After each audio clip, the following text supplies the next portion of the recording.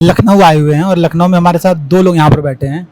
एक नमन सर हैं और एक महेंद्र सर हैं। मैं दोनों लोगों का थोड़ा संक्षिप्त परिचय देना चाहूँगा। सर का चयन नायब तहसीलदार के पद पर हुआ है और सर सीटीओ बने हैं। इन दोनों लोगों के बारे में मुझे आज ही सारी इन्फॉर्मेशन भी पता चली। महेंद्र सर देवरिया के रहने वाले हैं और इन्होंने हमारे गोरखपुर के टेस्ट सेंटर से सर ऑफलाइन सर ने पेपर लिखा और हमारे लिए मतलब सबसे बड़ी बात है कि हमें पता ही नहीं था कि सर का सिलेक्शन हुआ है। ठीक है, हमने गोरखपुर में सम्मान समारोह का आयोजन कर लिया। उसके बाद हमें पता चला कि सर का सिलेक्शन हो चुका था। हमने सर को बताया, सर ने कहा कि सर आपने तो हमें बुलाया ही नहीं। मैंने सर मुझे पता, थोड़ा सा लेट चला। ठीक है, पहले तो इस बात का सर क्षमा चाहूँगा। दूसरा नमन सर हैं, तो नमन सर से भी आज ही हमारा परिचय हुआ। चूँकि ऑनलाइन प्लेटफॉर्म होने का सबसे बड़ा बात ये होता है कि हम पर्सनली किसी से बातचीत नहीं कर पाते हैं। बाद में मुझे पता चला कि सर लगभग हमारे सारे बैच में थे। आई थिंक चाहे प्रचंड का बैच हो, चाहे प्रयास का बैच हो, चाहे मेंस की टेस्ट सीरीज हो, आप लगभग सारे ग्रुप्स में जुड़े हुए थे। सर मेंस के ऑफलाइन टेस्ट सेंटर से थे, तो दोनों लोगों का मतलब रोल अच्छा खासा रहा है पीछे अभ्यास में। सर मैं थोड़ी सी जर्नी जाना चाहूँगा। सर जो हैं एक्स सर्विसमैन हैं, थोड़ा सा सर परिचय दे दीजिए, कहाँ पर आपने क्या काम किया, कैसे किया? सर मैं एयरफोर्स से रिटायर्ड हूँ और 2022 में जून में मैं रिटायर्ड हुआ। उसके बाद से सर मैं प्रिपरेशन तैयार शुरू कर दिया था और इस दौरान आपके सेंटर पे जाकर मैं ऑफलाइन टेस्ट भी लिखा, 24 का भी लिखा सर और 25 का भी लिखा हूँ और एग्ज़ाम भी दिया हूँ और 24 का रिजल्ट आप लोगों के सामने ही है सर। बहुत अच्छा था सर, काफ़ी कुछ सीखने को मिला वहाँ से हमें। और जो सर आपने वो कंटेंट जो देते हैं ना सर, जो उसके बाद टेस्ट के बाद जो कंटेंट देते हैं वो रियली बहुत अच्छा है सर। कैसे हमें मतलब वो हमें रिच कर देता है, डाटा बिल्कुल बहुत अच्छा डाटा होता है सर, जो मेंस में बहुत ज़्यादा हेल्पफुल है सर।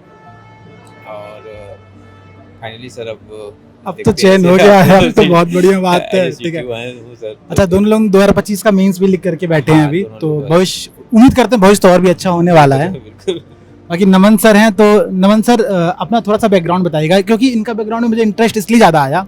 सर तो ऑलरेडी डिफेंस में, सर ने वहाँ पर सर्विस किया हुआ है। इनका इंटरेस्ट डिफेंस में बहुत ज़्यादा है, मुझे अभी पता चला ये सारी बातें। थोड़ा उसका परिचय दिए सर, आप कौन कौन सा आपने एग्जाम दिया, कैसे कैसे क्या किया? सर मैंने 2018 में 12th किया था। मैंने सारी अपनी एजुकेशन कैथोलिक स्कूल से की है, तो वो इंग्लिश मीडियम का फुल बैकग्राउंड था। और मेरा जो 12th का स्कूल था वो भी कैंट में था, तो एक डिफेंस का था कि मैं डिफेंस में जाऊँगा।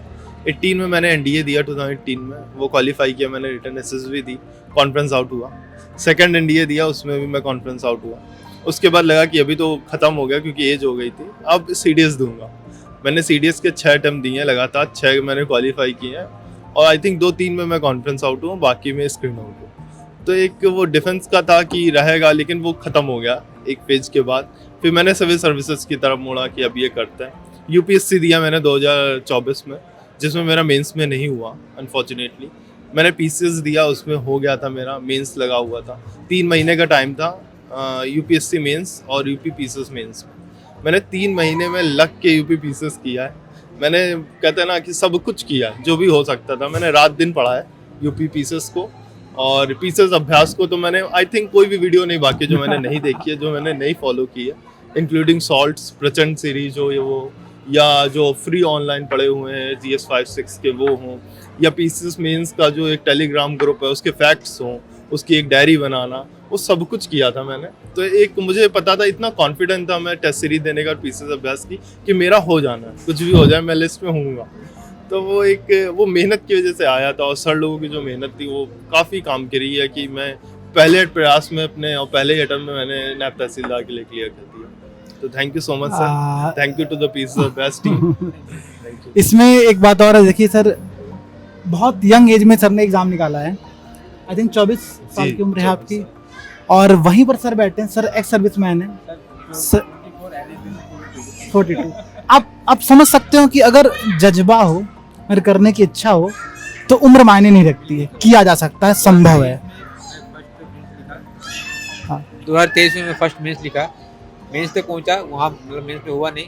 2024 में रिजल्ट आपके सामने है सर, और 25 में फिर मेंस। बहुत सारी शुभकामनाएं सर, मेरी तरफ से बहुत सारी शुभकामनाएं। आप दोनों लोगों को बहुत सारी शुभकामनाएं हैं। और साथ ही साथ मैं यहाँ पर एक सर निशान सर इन्विटेशन दे दीजिए।